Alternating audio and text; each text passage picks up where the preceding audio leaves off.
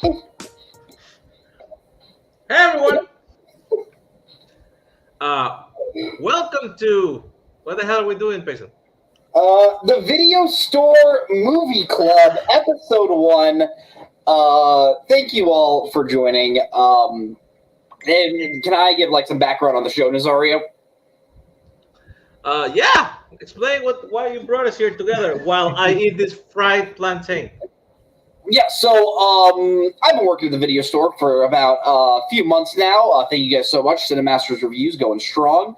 And something I really love are podcasts that have a theme to them, where they'll cover a specific filmmaker or an actor or a theme, and they just pick some movies and they just talk about them and just discuss what their feelings are.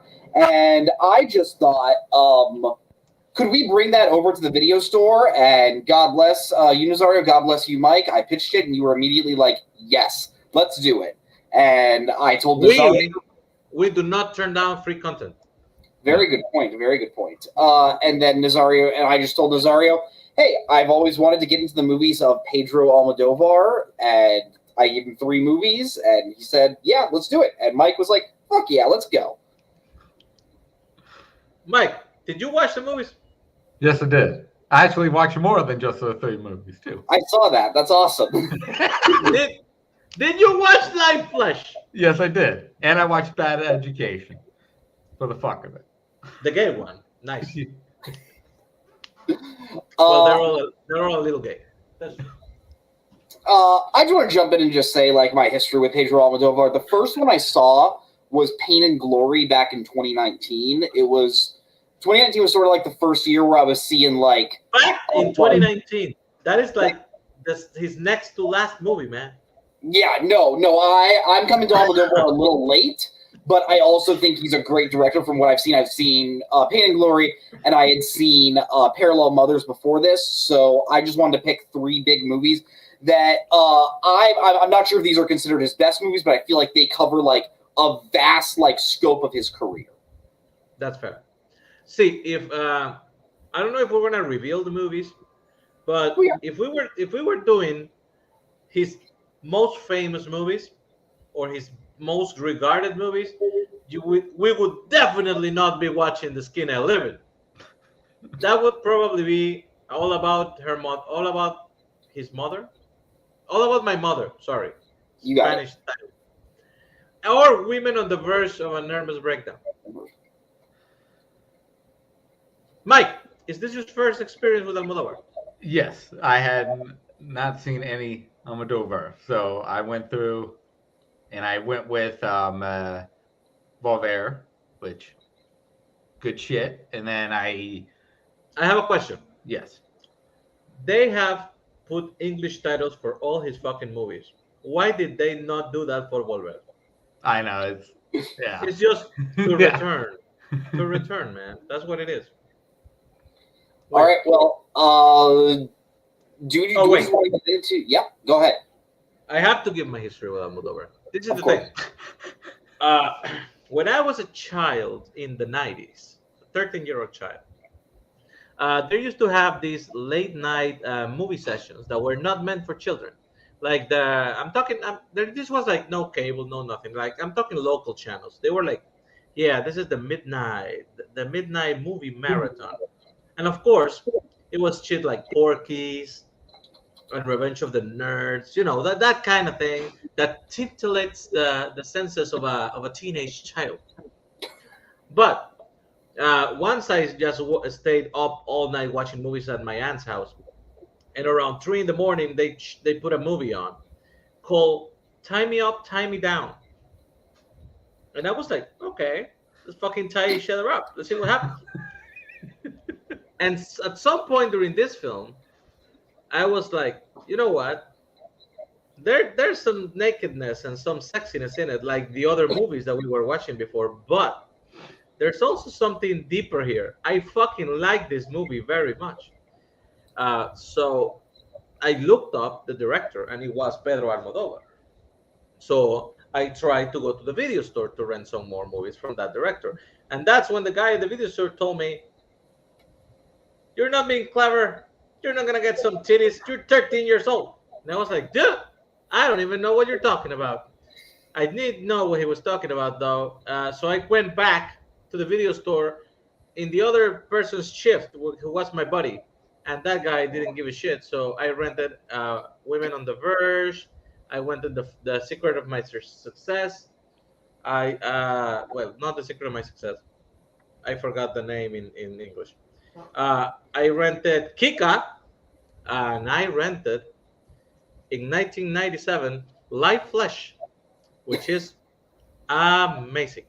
After that, I had my ID, so I could watch the movies regularly, and I just became a big fan of his storytelling method. So Almodovar, I love it. Absolutely. Thank you so much for that story, Nazario. I say we just jump into the first movie that we're talking tonight. Coincidentally, it's called Talk to Her.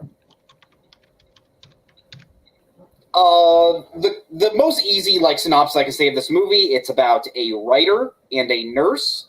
They both fall in love with someone, and they both those people are in a coma, and they just sort of have conversations about how much these two people mean to them, and they realize essentially as the story goes on that this story is about a lot more than just that. It's about manipulation and control.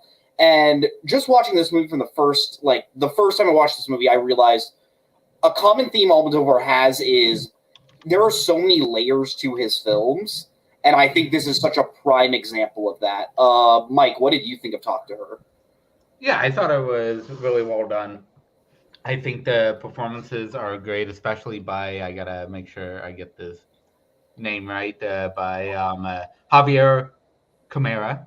Is that right? Javier Javier Yes. Cámara. Javier Camara. Cámara. Camara. Okay. Yeah. Fucking fantastic in this. Yeah, the story flew by. Reading the synopsis of this movie before I watched it, I went, I can see this being a very slow movie, but it flew by very quickly. But I really enjoyed it. No, This is something that he does. He somehow finds a way to make everything engrossing. Like the movie grabs you and introduces you to these characters, like Payson said, that are very layered, and they just feel like somebody who's real, and then you become more interested in the things they're going to do.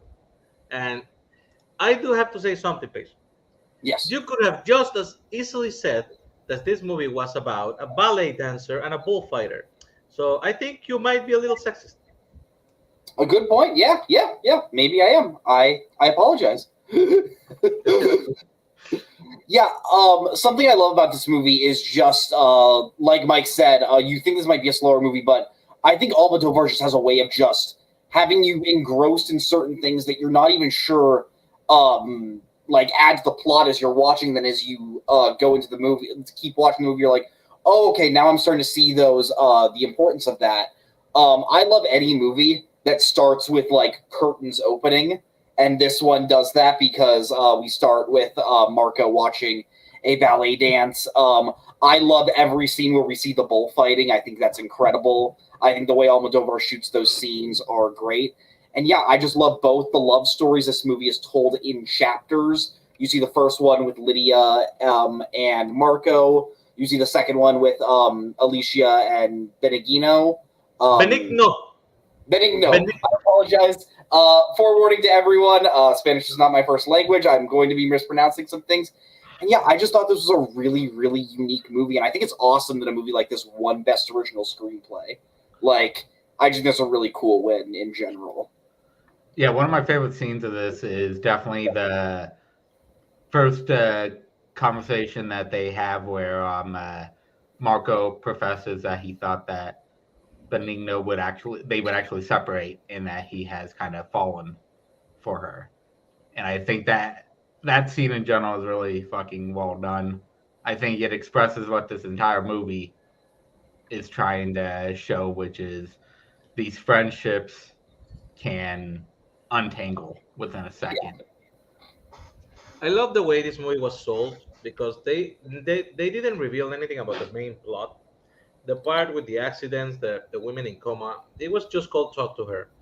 And in the main trailers, you only saw like scenes where they were still healthy and they were talking. and you would figure it was just going to be like a heavy conversation heavy film, and they just pull the rug from under you about midway through with the bullfighting accident, and then they just develops into something else, develops into a man who starts the movie, Marco, by the way, I'm talking about Marco, a man who starts the movie not being able to connect with his former lover, and which doesn't allow him to let him go. And then he becomes the lover of a bullfighter who has an accident, and then he cannot connect to her because she's in a state of unconsciousness.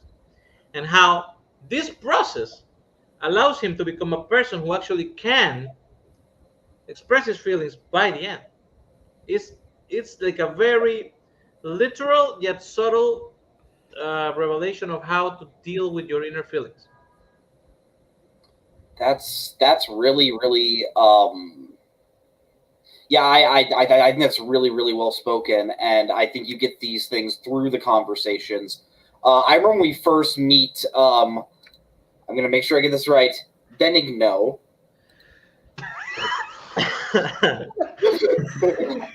And when we first meet him, he's obviously caring for Lydia and Alicia because he's the nurse. And at first, you think like, okay, this guy's like sort of like nerdier. Like he seems like a more like happy guy. And as the movie keeps on going, and you start to see the dark elements of this guy, like you sort of start to get like maybe hints towards the movie because he seems a bit like he's a stalker towards Alicia when he's like crossing the street to get to this chick. Like, dude, calm down, buddy, calm down. And then, of course, what happens? I just want to say, just content warning for this show. Almodovar films deal with some very, very heavy themes. So if we're gonna have to be talking about elements such as rape and AIDS in this movie, and when you learn that he raped Alicia while unconscious, you're like, wow, okay, I was not expecting that. And they set it up so well because I think they intentionally make him this mousy, shy guy that, and may also making him a male nurse. It kind of subtly pushes you into believing, like, okay, he might give some homosexual vibes, so he is safe to be taking care of in unconscious women. You know, I think it's obviously this is kind of like a stereotypical thing, more in like a Spanish-speaking countries that have this very macho figure in the mentality. Like if you're a man, oh, you have to take care of the women and be careful, women. You cannot be, tempting these wild, hungry men. So you get this guy who is a little short, a little fat. He's a little soft with his hand movements, and he does not look very macho. And then they insinuate that he might be gay, and you feel like, okay, he is okay to take care of the unconscious women. That is why when the first suspicions come that she might be pregnant because she has missed her period a couple of times, nobody really suspects. Everybody's like, oh, he just says, I forgot to write it down. Yeah, she had her period. I just didn't put it in the notebook. And everybody's like, yeah, of course, that makes total sense. So it's kind of like playing with your preconceptions too, especially like I said, if you come from a Spanish culture where these things are more, I don't know, pronounced, I guess. Mike, do you want to? Oh yeah, I wholeheartedly agree with what Nazario said there. With that situation, is that they do present it in a stereotypical way, but he flips it on the side by having that change in there, and I think it's his performance really sells the fact that he is portraying this one. He's portraying outwardly this one type of guy while doing everything he does, including the rape. The first time I watched this movie, have you guys seen what's the name? Wild Things from 1998. I feel like Mike. That seems like a Mike. You remember Kevin Bacon's face when he was filming the girls in the pool? Oh, And yeah. then- yeah, that was my face when they revealed that's what happened. I was like, okay. No, yeah, 100%. I think it just really tackles like the theme of this movie about like manipulation and about like preconceived notions. I think is really really well. Do you guys have a favorite performance in this movie? Nazario sort of alluded to my favorite performance, but I do think Javier Camara is so good as Benigno, as being this person who you originally think is just so meek and so shy, and then as the movie goes on, you start to realize how evil and how dark he really is. He was personally my personal favorite performance. I Yeah, think from I think from the acting performance, probably Javier Camara is the main choice. I do have to give props to, I forgot the name. I should have like Mike like do a fucking shit yeah. sheet.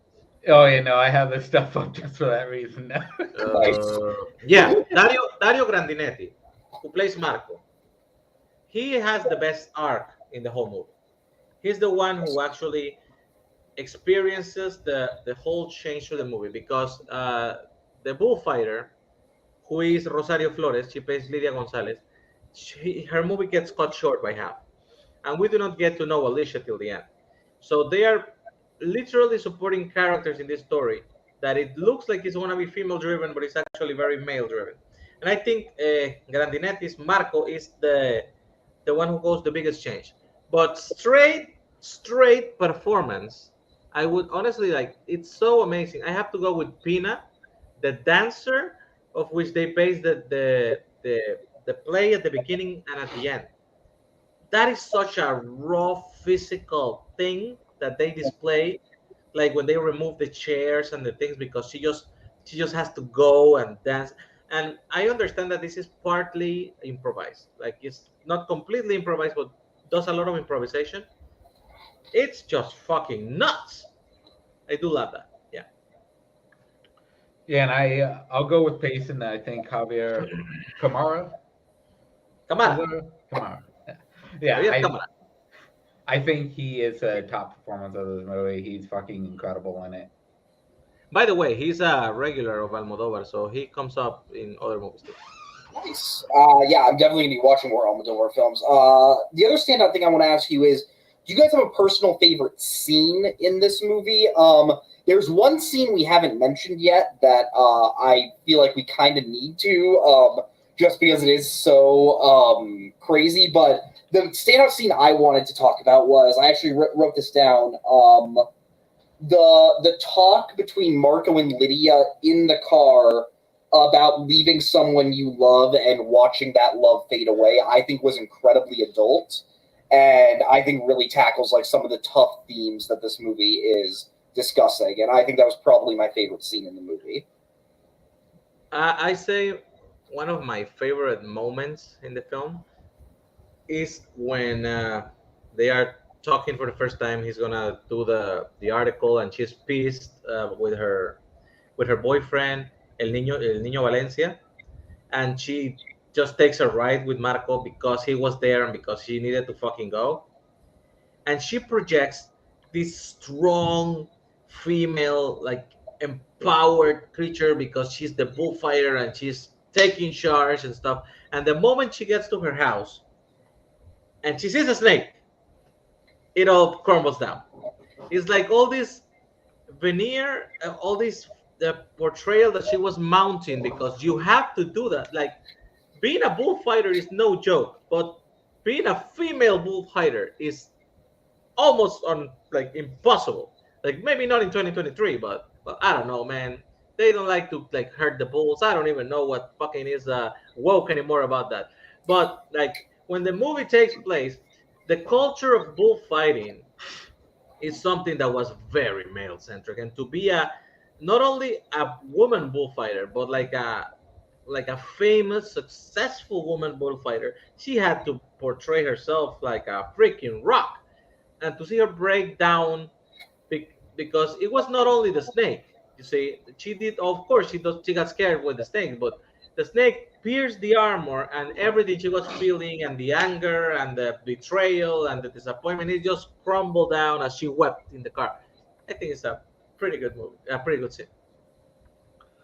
Yeah, I'll go with um basically right after she is comatose, and you see Benigno bringing like the silent films to her, and when he's talking to her in her sleep about the dancing that she enjoys, I think is very sweet and a very like emotional moment before all the rest of the shit ends up happening. Yeah, the one scene I really just want to tackle is there's a scene in this movie where it kind of comes out of nowhere, where it just becomes a silent film, and you have this actor like essentially like going inside of a giant woman's vagina, and like when I'm watching this, I'm like, what is happening? So like, sorry, can I ask your take on this scene? I think it's mostly symbolic. Fair. That's what I would assume. It's a symbolism of basically what I was saying, like a man being able to get beyond the barrier that the women presented to him and just connecting, maybe not so literally, but it is just like it is just a provoking version of that idea. By the way, the woman is Paz Vega, and great freaking actress. Like most people just remember her from Spanglish, which is an okay movie. She was the maid. Uh, but in general, she has done so much great work that people just haven't seen. If you have a chance to find Lucia and Sex and Lucia, I think it's in English. Watch that freaking movie. It's fucking awesome. Yeah, and like the one last thing I just want to bring up, I love when like Marco just is honest with Benigno and just says, "You realize that falling in love with with a woman while she's in a coma is weird, right? Like this is just weird, and you should feel weird for doing this." I think it's really really fun, and yeah, I also just love the ending where like the movie is told in two chapters where we first see Marco E. Lydia come up, Marco E. Alicia, Benigno and E. Alicia, and how it ends with just the chapter 3 starting of Marco E. Alicia just showing like, yeah, these two are probably going to end up together. I think is really, really great. So yeah, I loved this movie. There's also a song in the middle of the movie by Caetano Veloso. He did this also in he likes to have these semi musical interludes. There's one in this movie. There's one in Volver, or it's really like an intimate moment, and you can hear Caetano singing "Cucurru cucú paloma," and it's just like a beautiful break in the middle of a very drama heavy movie. That it's just fucking great. Nazario, I must say, you have a beautiful Spanish singing voice. Mike, would you like to give it a shot as well?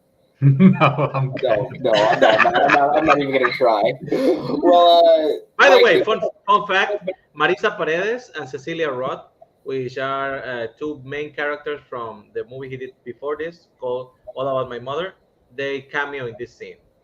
And Marisa Paredes, that cameo in this scene, comes back for the last movie we're going to talk today. So, good shit.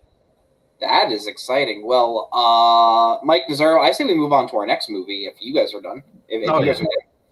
We Yeah. forgot to say that we were in session. Okay, Cinema Club, we are now in session. Welcome.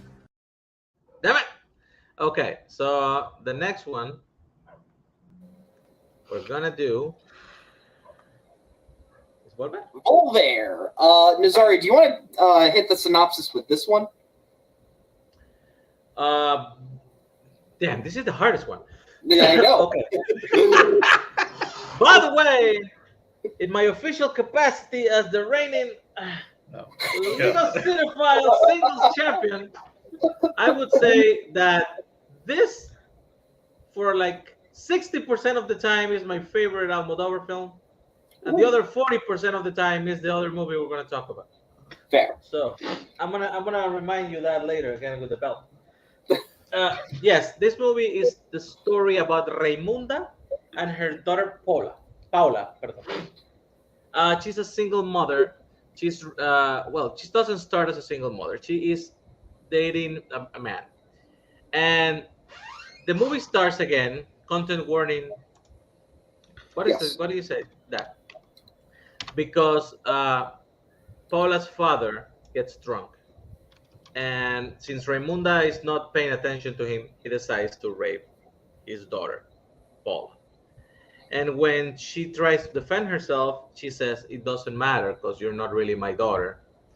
But tries to force himself in her, and Paula ends up killing him, which makes Raimunda have to run away.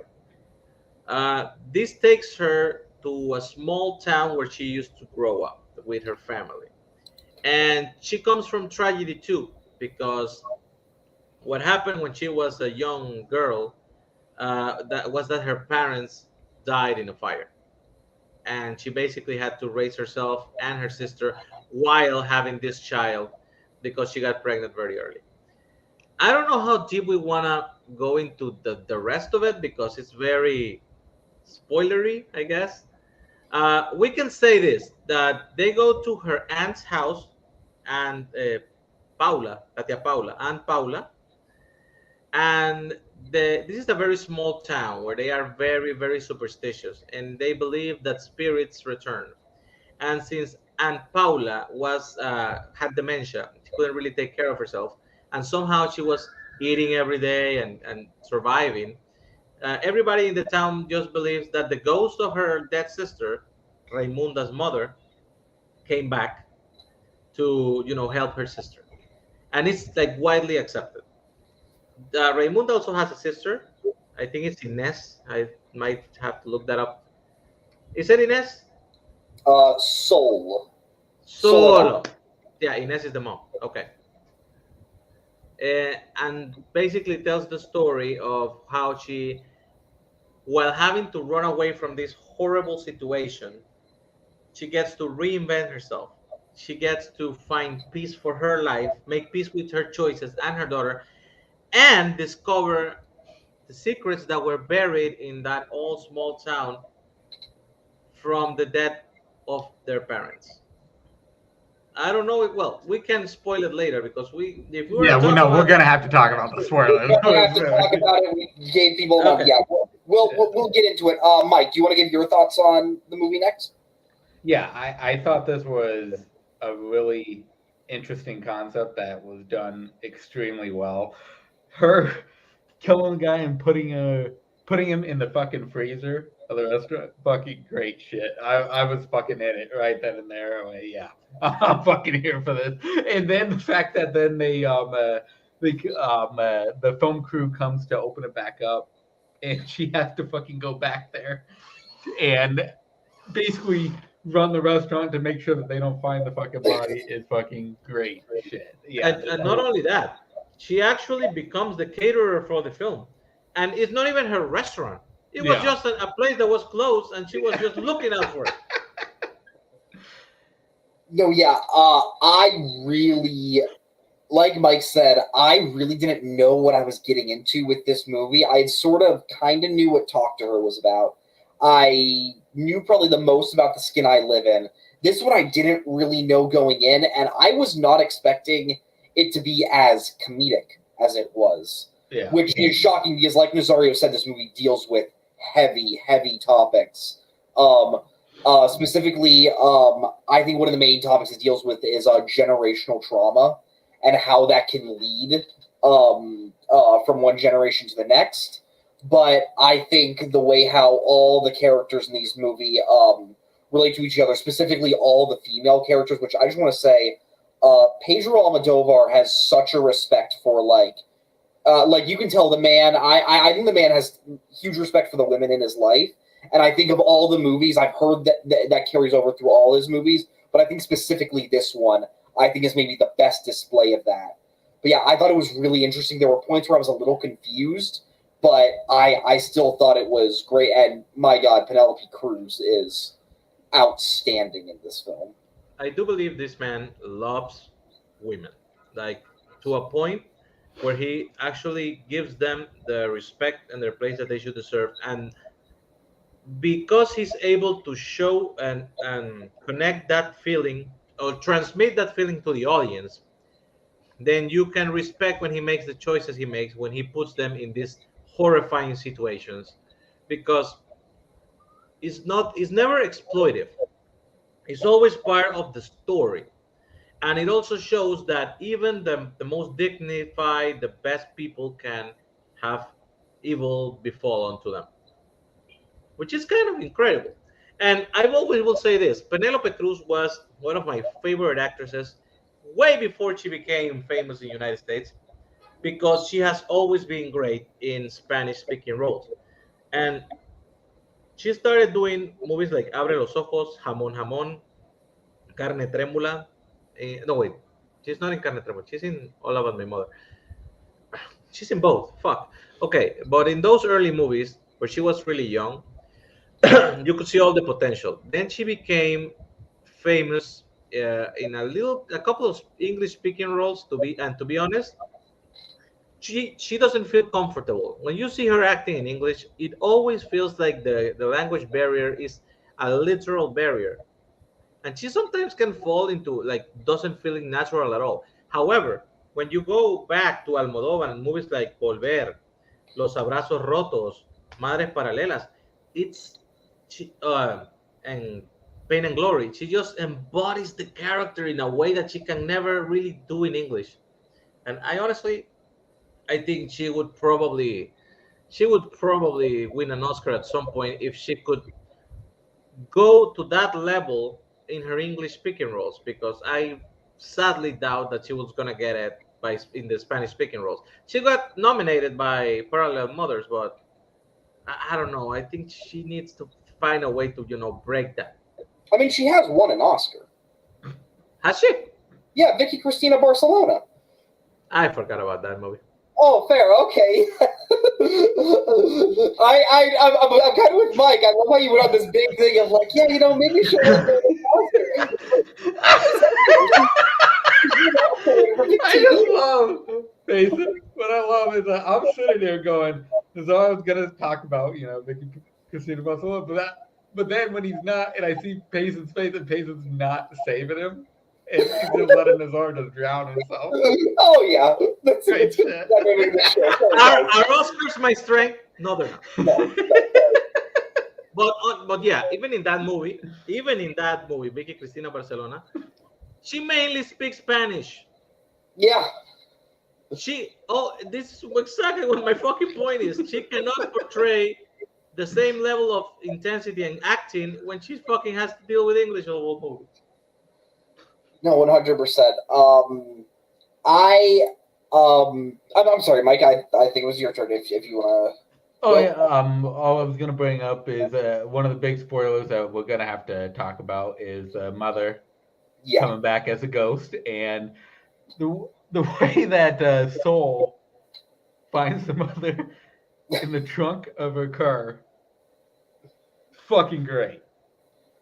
That's how you fucking do it. Yeah, we may as well just get into it now. Spoilers, the mom is in this movie, and she is a ghost, and she, throughout the film, talks to Raimunda. Throughout the duration of the film, the conversations they have are very, very interesting. Yes, Nazario? She's not a ghost, Payson! Oh, she's not a ghost? You thought she was a ghost! I thought she was a ghost!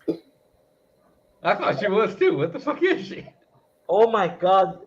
Fuck you, because you gave me so much shit for the Oscar slip up. She's not a ghost. Okay, I'm gonna fucking go deep now into the fucking spoilers of the movie. Yeah, we're good. Okay. Raimunda always resented her mother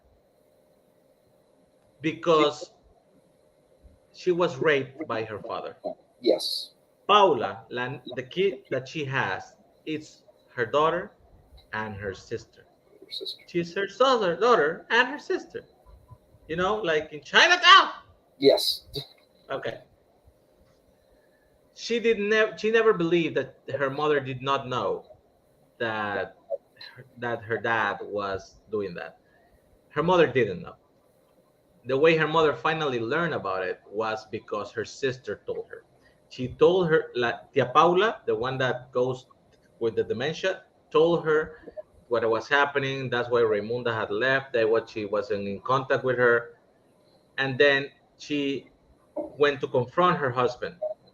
And when she found her husband, he was in bed sleeping with a neighbor that Yes. happened to be the mother of the cancer-ridden neighbor, which actually a pretty great character. I really like her. And she set the house on fire. She just ran away and set the house on fire. And when people found the bodies, people just assumed that it was the guy and her wife. So they declared her dead because from the ashes they couldn't recognize it. And she just walked around the town and like aimlessly for like a couple of weeks trying to figure out what to do. And she was ready to give herself up to the police when she came back and saw her sister was losing her mind. So she stayed there and took care of her sister. And she just waited. Like she expected at some point the police to show up and take her. And it never happened. And since that town was so superstitious that they believed that ghosts existed, whenever everybody catched a glimpse of her in the window or whatever, they just assumed it was a ghost. So it became the ghost. But it was an actual living person taking care of a sick person until that person died. Uh, You guys thought she was a ghost when she was pretending to be Russian and taking care of people's hair. that's a very good point. That is Yeah. a very good point. I should have thought about that more. I will admit, I think of all the movies, this is the one. Even though I did really really like it, this is the one I want to rewatch again because I feel What? like what? You said you didn't really like it. No, I said I did really like it. Okay, I heard didn't, and Yeah. I was gonna kick your ass.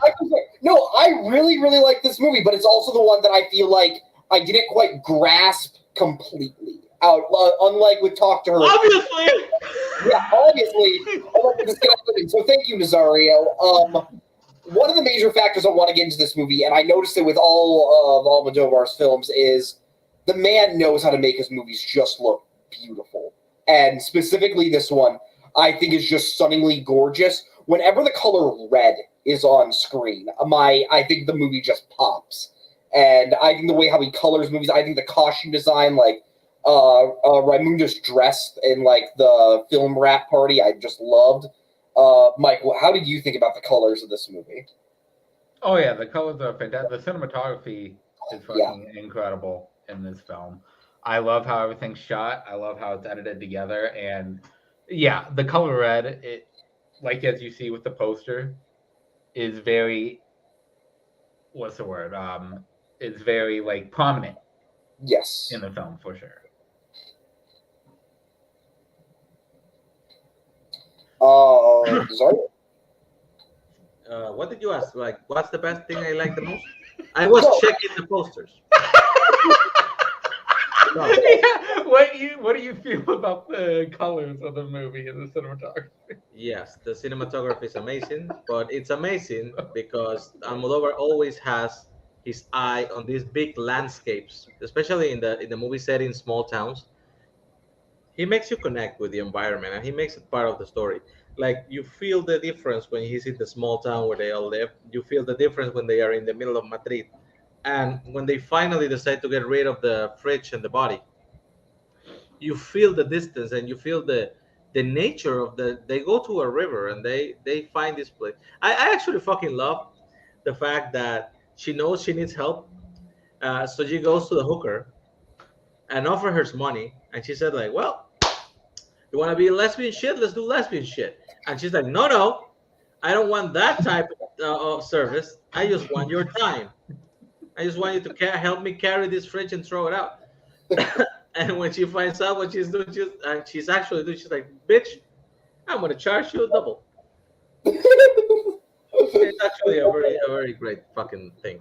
But yeah, like you guys said that with the color red, it's very prominent. And I think you can tell it also from the poster and from the way he just focuses on it a lot, because I think it represents all the repressed emotion that Raimunda is holding throughout the movie. And I actually do like the idea that by the end of the movie, she basically found another chance to make up with her mother, even if it's as a ghost, while she appears to her neighbor's kid friend, which is also a way that she can get to pay back the fact that she actually, killed her mother, and taking care of her on her last days. 100%. Yeah. I say we move into favorite performances and favorite scenes. Nazario, let's start with you. What is your favorite performance of the? Uh, Can we just like? I feel like Penelope Cruz is definitely like the easy standout. it Like, is it is the pick. It is the yeah, correct pick. Okay, other than Penelope Cruz, I would say I'm gonna say Blanca Portillo as Agustina, which is the neighbor with the cancer. I think she makes a lot of a very small role. I think the one that gets a little bit of the shaft is Lola Dueñas, which is also a Almodovar regular. She's the one who plays the sister Sole. By the way, her name is Soledad, which means loneliness, and they just call her Sole. I think she gets a little bit of the shaft because her whole story is more like a kind of the comedic part, because they set it so separated from the main Raimunda story, and she's the one who's dealing with the ghost mother and stuff. And even though in the end they do connect, I think she gets a little bit shafted. But yeah, Agustina Blanca Portillo, I think she just milks every single scene she's in. She really, really is a standout performance in a movie. Full of standout performances by women, by the way. oh yes.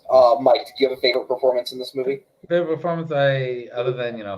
Penelope Cruz, I would say Carmen Mara as Mother Irene is fucking fantastic throughout. Yes. Her scenes, especially with Mamunda, are incredible.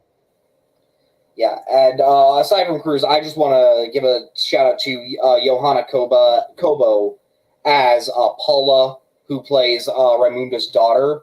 I think she was excellent. I think the relationship they have, I think, is a great mother-daughter relationship.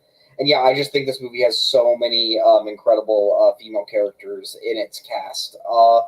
Before we wrap up, I just want to do we want to hit on our favorite scene? Did you guys have a favorite scene in this movie? Because I know Oh, I I brought up mine, which was the fucking beginning with her hiding the goddamn body in the freezer. It's so fucking great. That's how you open the goddamn movie. That's how you do it. I say, just like I mentioned before, I really love my musical interludes. And there is one scene where they are, I think it's in the wrap up party, if I'm not mistaken, that everybody is doing kind of a karaoke thing. And then they ask Raimunda to sing, which, by the way, Penelope Cruz does sing that in the movie. And she picks this song uh, that is called Volver, which, by the way, to return, in case you guys were not yes. clear with that. Oh, thank you. Actually, I'm sorry. To return, like she returns to her small towns. That Yeah. makes sense. No, no, no. It makes sense. And just the way the camera stays on her face while she sings and cries and just like breaks your heart by singing this. Yo adivino el parpadeo de las luces que a lo lejos van marcando mi retorno. It's just it just grabs me every single time, man, and we end up crying together. That is beautiful. That was beautiful. It was beautiful hearing you sing, Nazario. Once you're done with trivia, I pursue a career in singing. Well, remember, we do have a video that I believe is still on this channel way back when of Nazario doing some karaoke. Oh yeah, Black from Pearl Jam. I'm definitely gonna need to look that up after this. But no, I think my favorite scene. It's weird. It's at the beginning, but I think it just completely sets the whole tone of the movie. It's Paula coming in, telling Raimunda, "Hey, I need help. I just killed my dad." And Raimunda's like, "Oh, where is he? He's over there. I stabbed him. He was trying to attack me." And just the bluntness and the nonchalantness, I think, really does a great job at setting up the humor of everything in this movie. So I think that It's almost like Raimunda's pissed that she's inconvenienced. yeah. And like I think that's what makes this movie work is just I think it has a great sense of humor and I think it just has a great love for the characters in it. Yeah. Yeah. Well, without further ado, I say we move on to the last movie we're going to discuss tonight, The Skin I Live In. Mike, would you like to take the synopsis for this movie? Yeah, Antonio Banderas is a plastic surgeon that's trying to come up with a skin that can't take any damage, so he goes into kidnapping people to figure out how to do that. Very simple, very straight to the point. No, I that's a great point. Forewarning, if you're not into messed up and disturbing movies, this movie is not going to be for you because what Mike just said pretty much only scratches the surface. Yeah. The opening of this movie, we learned that Antonio Banderas' character, whose name is Robert, I believe. Robert Lenga. Yes, Robert Lenga is currently keeping someone essentially captive. Yeah. Even though it seems at the beginning like they're okay with it, and the layers that start to reveal of everything, this movie's messed up. And Nazario, you can go. Again, in my official position as the League of Cinephiles singles champion, this movie is 40% of the time my favorite Almodovar film. It has a very special place in my heart.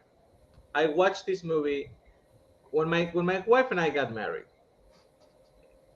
We decided to take an Europe tour, so we went to a bunch of cities. 3 weeks just traveling through Europe, and in the middle of the second week, I got the movie itch because I haven't watched a movie in like a week and a half, and it's 2011, so I didn't really have anything other than Netflix. And I was like, you know what? Let's just go to the movie theater. We went to a movie theater in Barcelona, and to my surprise, everything was dubbed. And I say, fuck this shit. I'm not watching dub movies. I don't do this in Panama. I'm gonna fucking do it now in Spain. By the way, I later learned that apparently it's a big thing in Spain that like they have like a whole industry of dubbers. And apparently it became popular in the last 12 years because now everything fucking comes dubbed here by Mexican people, which sucks, but at least we get the choice. The girl that was working in the stand told me, if you want to watch a movie in its original language, you go to this place.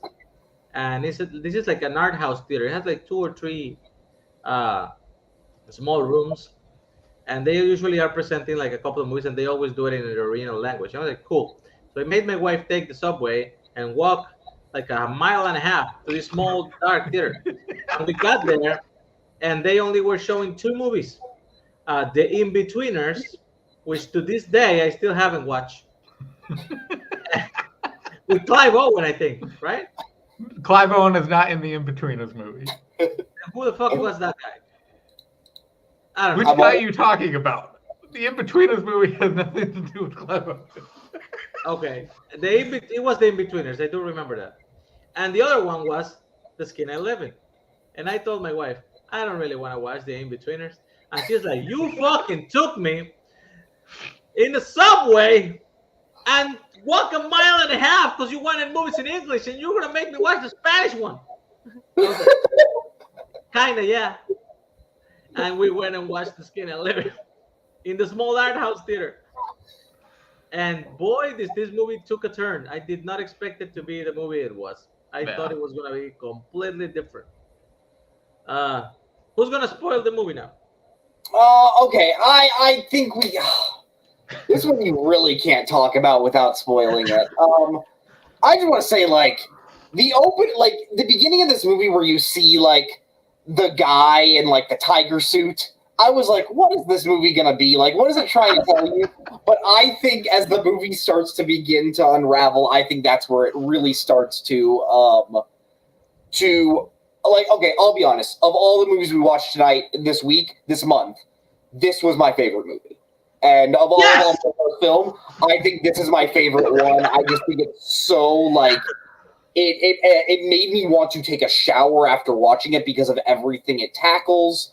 I think the themes of saying, like, how, at what point is the bad actions done against bad people, are those ever justified? I think the themes of control are once again prevalent here.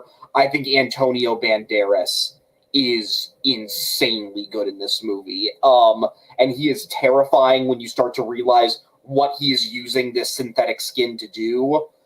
Yeah, I loved this movie. Mike, what did you feel about this film? Oh yeah, this movie was right up my fucking alley. I've heard about this movie for years. I knew what I was getting myself into because yeah, it wasn't necessarily spoiled for me, but any article that was brought up on different horror, because this is 100% a horror movie, Yeah. and yeah, it was brought up on horror lists, so I kind of knew what was coming. And the way it's presented is fucking fantastic. Antonio Banderas is fucking perfect in the role, for sure. He's fucking incredible in this. And seeing how it progresses from showing how he grabs this person, why he does it, and everything that comes across of him trying to come up with his skin is fucking incredible. It is very tense, and it increases as the movie increases up until... The weird part for me is that I think they trick you into identifying with Val. That's how he calls her, right? Yeah. Yes. Because she's the one that is having this thing, this, let's just call it the kidnapping forced upon her. She's the prisoner. She doesn't want to be there. She's been experimented on, and you immediately go and connect, like, okay, this person is the victim, and Antonio Banderas is the mad scientist, the monster. Yeah. There's no way this is a justifiable situation, right? And then they tell you what's happening for real. Yeah. And you were like, because I think I don't even know what to say, because let's say this, what she does that causes the situation for her to be where she is horrifying too. Yes. It is an evil act, and yet I do not think it was born out of malice. I think it was born out of youthful confusion, to say the least, because there's so much stuff around it that he does not know at the moment. And the thing that he's entering into an idea of a relationship with a person, and he does not know all the damage this person is carrying and why it's reacting the way it's reacting, and then he makes the mistake of, abusing the relationship. Yes. So it is a bad act, but even with all that, I don't know if they were a bad person. And I think that is the hardest thing to portray in a movie like this, because you are so used to the archetypes. Like, yeah, this is the bad guy, this is the good guy. Maybe there's some gray in the middle, but like in general, this movie is like all gray. The moral lines of this film are so it feels gross just thinking about it, and this is a gross movie. It's trying to be, and that's why I think it's successful. I think when movies are attempting to do this and succeed, I think that's always something that I think should be praised. Yeah, I think this movie is told primarily, honestly, through flashbacks. And I think the way how this movie uses flashbacks and uses this nonlinear storytelling to put certain things into context, I think is really masterfully done. When you learn who Vera actually is, yeah, I think that was one of the most crazy film reveals I think I've seen in a while. Do we just want to get into it? Yeah. I think we have to tell it in order so people can understand what happens. Like, Robert was a successful doctor. Yes. And he was married to, what was the name of the original wife? Vera? Yeah. No, is this one Vera?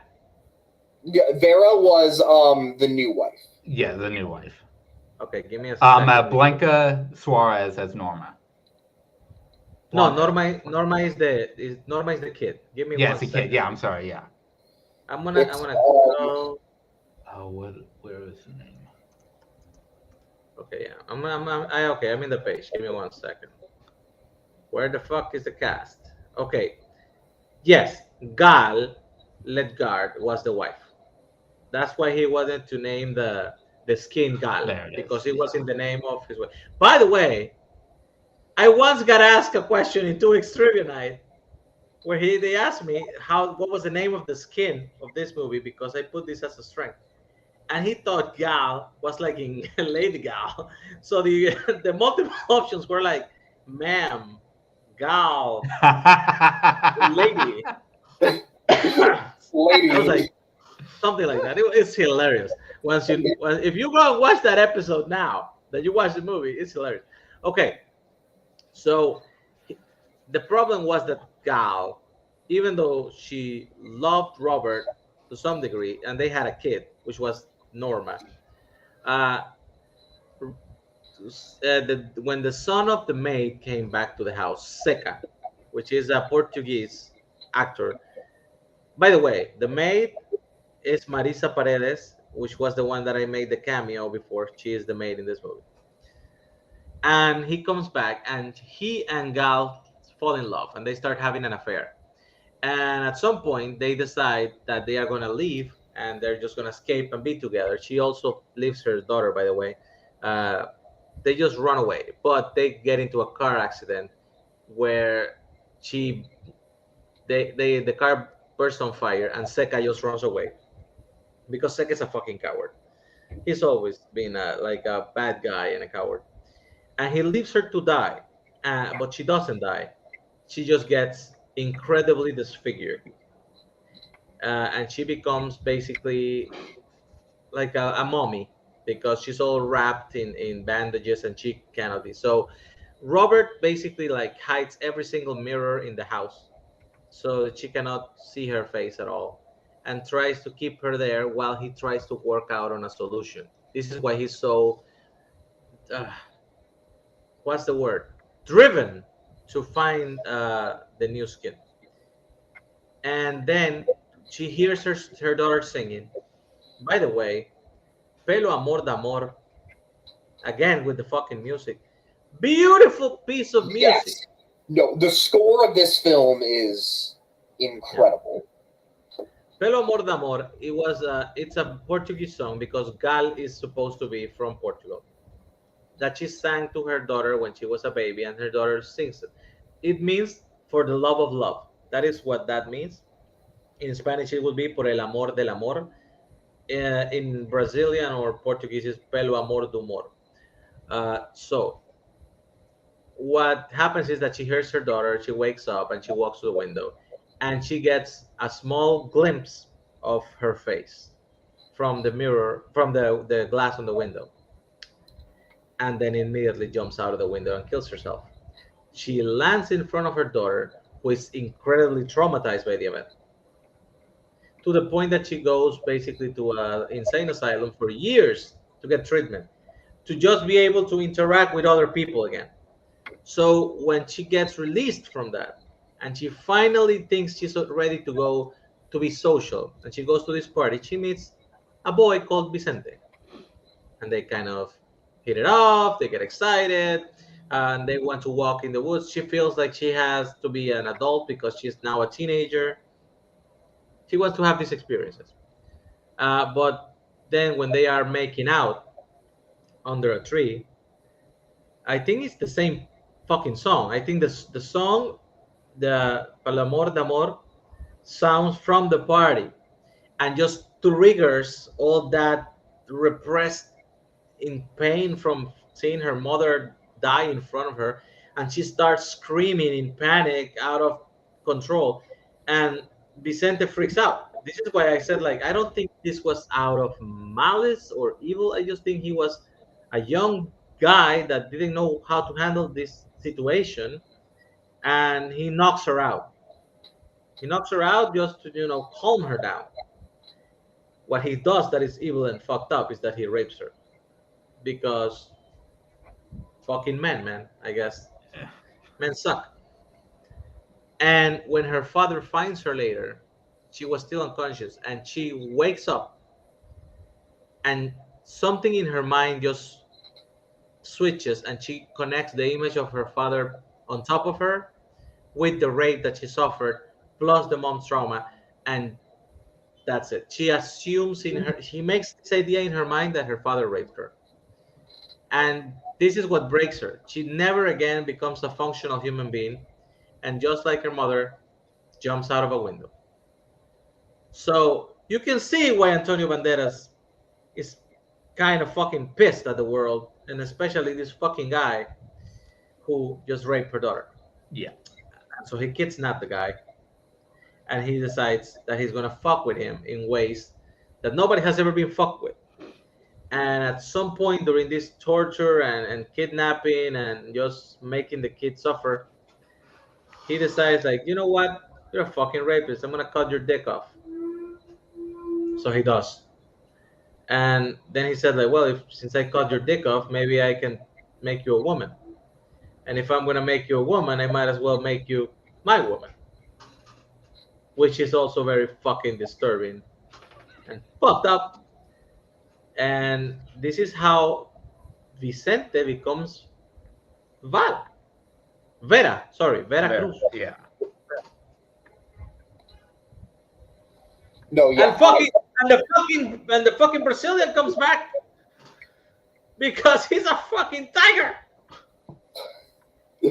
No, yeah, Nazario, everything you were just talking about, watching this movie, as you watch the flashbacks continue to just explain what's going on, my jaw was literally like on the floor. Like I was so shocked by what was happening. I was so disturbed by what was happening. On the one hand, I was like, I understand Robert's obvious anger towards Vicente, and you see that Vicente is a bad guy, but like I'm just wondering, is like, should he be doing this to another person? Like, is this justified? And it really just asks you these important questions. I even think about the ending of this movie. It doesn't end on Robert. It ends on Vicente just like finally admitting to the world, like, I'm not a woman. I am Vicente. And yeah, Mike, what did you think about this? Yeah, I've seen some fucked up movies, including Martyrs, that I don't think a lot of movies can touch. So I wasn't as shocked with everything that goes on in this movie because it has been done before in very more vicious ways. However, the switch that happens there of finding out who she is at that point, that is actually Vincente, is a great fucking reveal that I think was done brilliantly. And I think both Antonio Banderas and I would have to bring up both Elena Anya, who is playing Vera Gal, and Elena Anaya. yes, By the way, Vera. God damn it, Nazario! She's one of the vampires in Van Helsing. You're killing me. As Vera Gal and Vincente, and then Jan Cornet as Vincente. Both fucking performances are amazing. No, absolutely. And just like when you see the end of the first flashback, where it's essentially you see Vicente in Vera's new skin trying to escape from Robert, and then it cuts back to the present, and you see that Robert and Vera are having sex and are in love. Yeah. It's like, oh, this is so gross. And I think really just the movie is really good at making you feel disturbed with what is happening. It is. Yeah. What was your guys' standout? Nazario, go ahead. We didn't even mention the fact that it is revealed later in the movie that Robert, because everybody assumes that the Brazilian guy is just the crazy one and he's evil and they don't understand why he does these things. But then it is revealed midway through the movie that he's actually the brother of Robert. Yes. Because Robert is actually the daughter of the maid. She had a kid, and the Legard family, they couldn't have kids. So they decided to adopt Robert and raise them as their own, which, by the way, in Spanish culture always means that the maid is gonna raise you because that's what happens. I'm sorry, like people got fucking work. The maids and the nannies usually raise you. So he was raised by a nanny that was his own mother.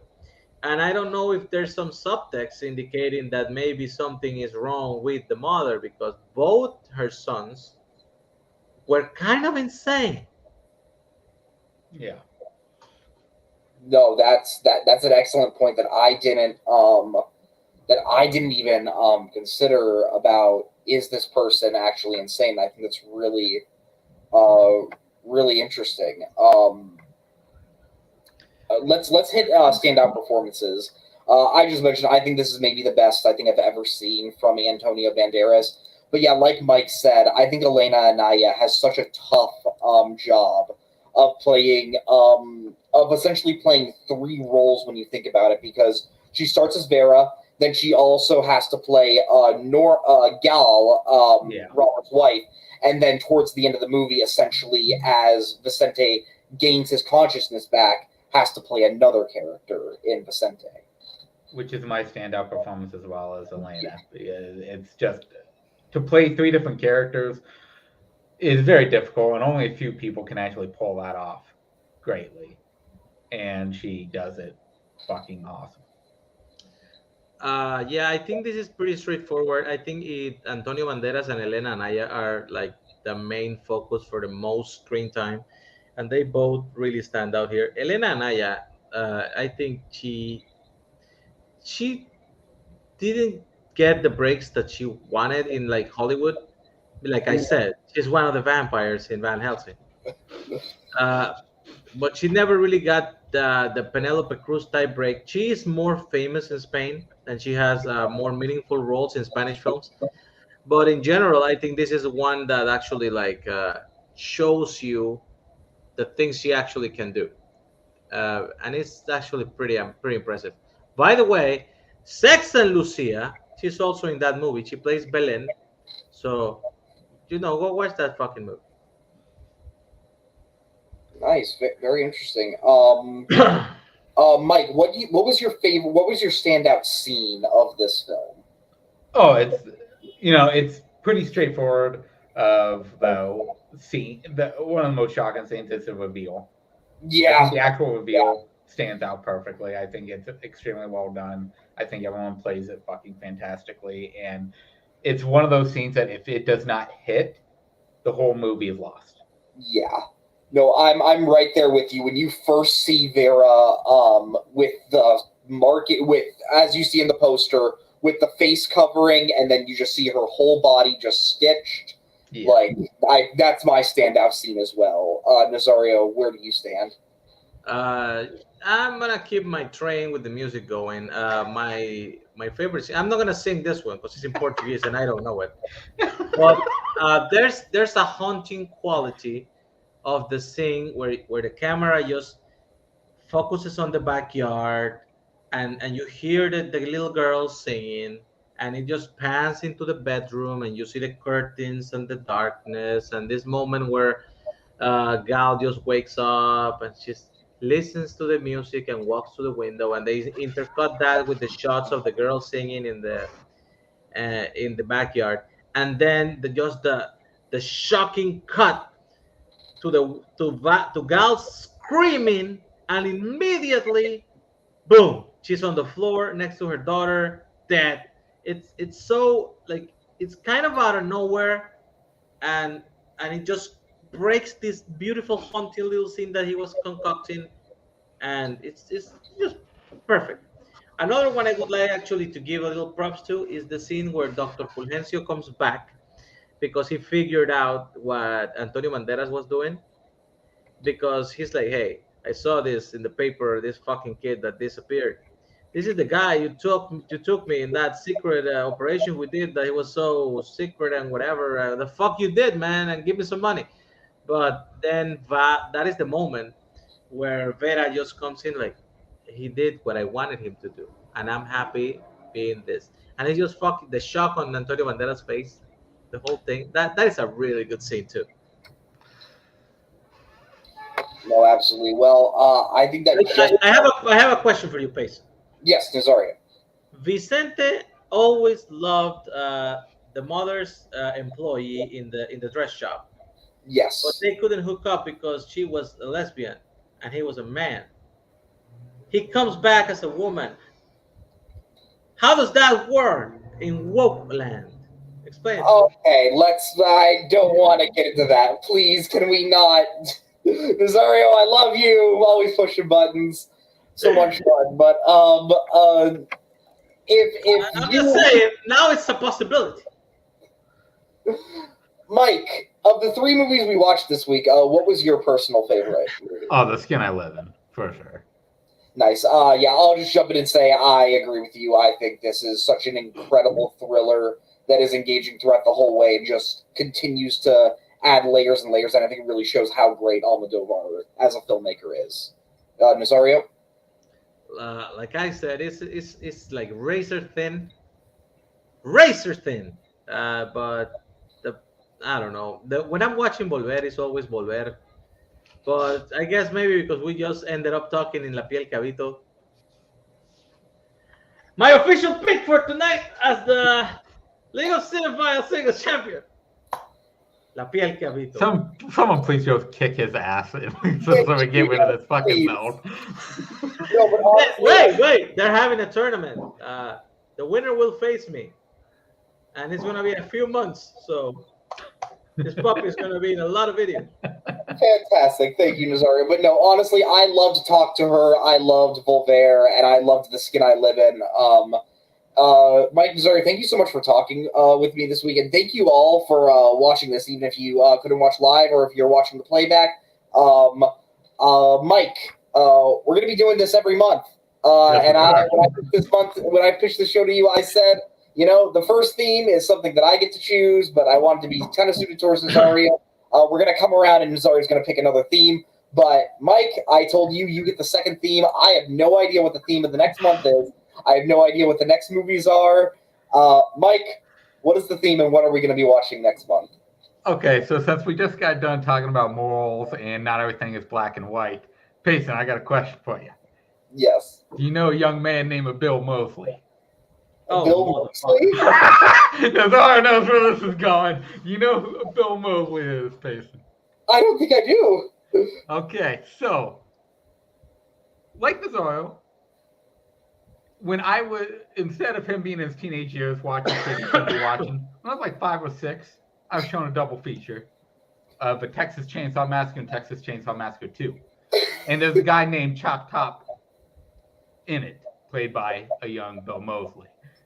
And it changed my perspective forever. So, we're doing 3 movies of Bill Mosley. We're going to do the Texas Chainsaw Massacre Part 2, The Devil's Rejects, and Repo the Genetic Opera. Yeah! I was waiting for a Repo! Get ready, Payson, because you're in for a wild fucking ride. You give the reins to your friend and they just screw you. No, but honestly, I'm very, very excited for that. So Bill Mosley is the theme for April, and the movies Texas Chainsaw Massacre 2, The Devil's Rejects, and Repo the Genetic Opera. Oh, help me, please.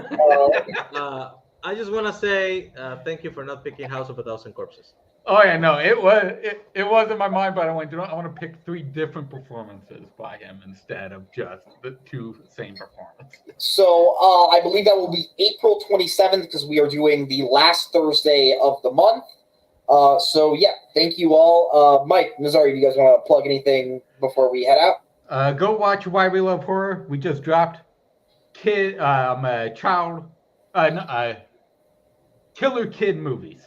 I gotta present that right. Killer Kid movies with Children of the Corn 2023 and Beware Children at Play, which is the ending of Beware Children at Play. You must go fucking see because it's amazing. And yes, buy our shit. We have Easter shit, and we just introduced the rebranded Club Bread, which honestly it sucks because I really like that bread logo that I made with the butter on the knife. But they decided to become the Burnt Chicken Club, and who am I to, deny Which them? for the people who aren't watching is trivia related shit. Yes, trivia related. You will get it eventually. So I guess for now, thanks Payson, thanks Mike. Class dismissed. We'll continue this tomorrow. Class dismissed. See you in April.